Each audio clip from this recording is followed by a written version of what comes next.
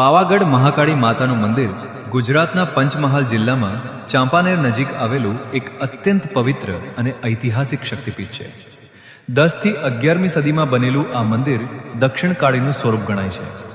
દંતકથા અનુસાર અહીં સતીનું ડાબું સ્તન પડ્યું હતું અને મહર્ષિ વિશ્વામિત્રે અહીં મા કાલિકાની સ્થાપના કરી હતી.